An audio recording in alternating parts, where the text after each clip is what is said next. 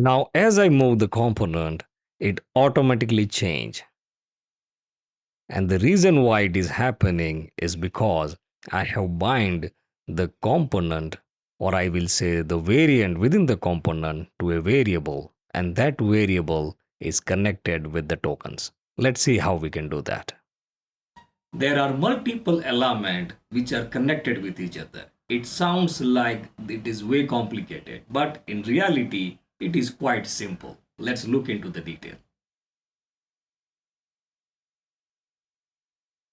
To start with, all we need is to create a component first. For that, I have created a simple card. So this one is for mobile, this card is for tablet, and the last one is for desktop.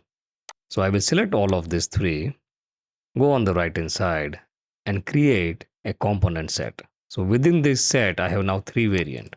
One for mobile phone, which is default right now. So I will give it a small. The second one, I will rename this thing as tablet. So I will say it medium. And for the last one, I will rename this thing as large.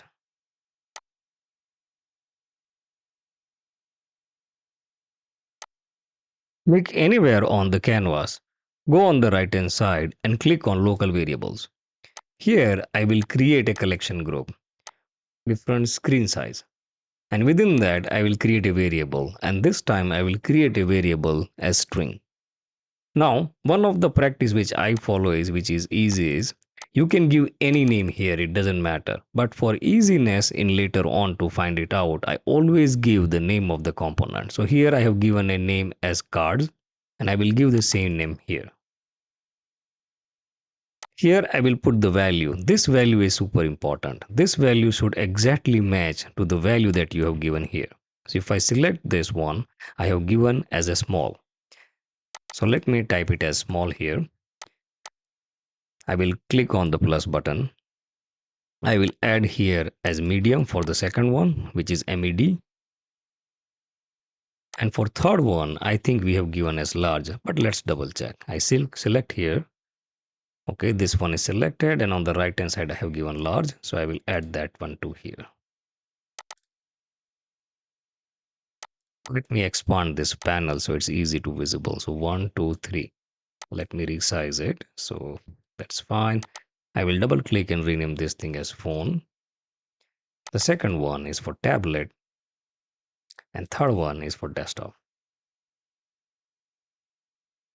I will select the variant and click to create a copy. So I will press my Alt key, click and drag, the copy is created.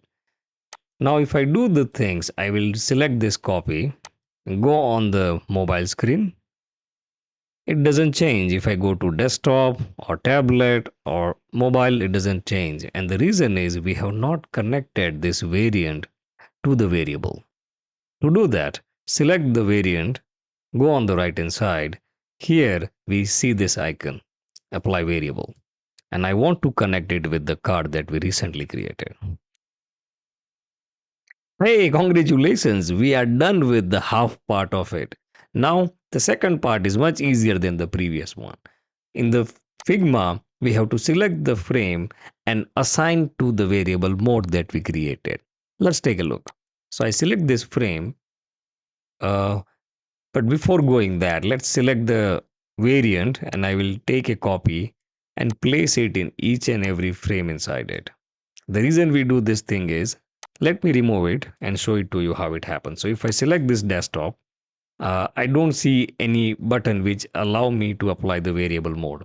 But if I have a component or a instance of that component inside that frame, and then I select it, I will get a option called apply variable mode. Yeah, that is little weird, but this is how it works.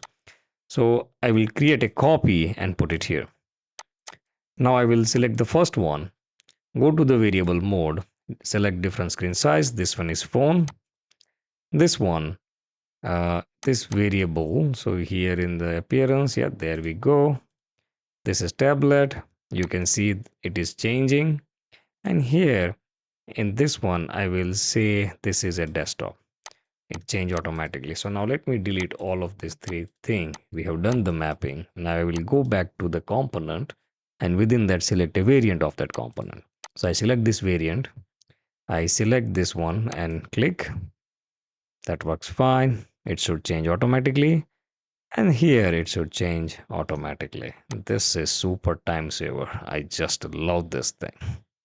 In the next lecture, we will learn how we will change the color of the variant in the light mode and in the dark mode automatically.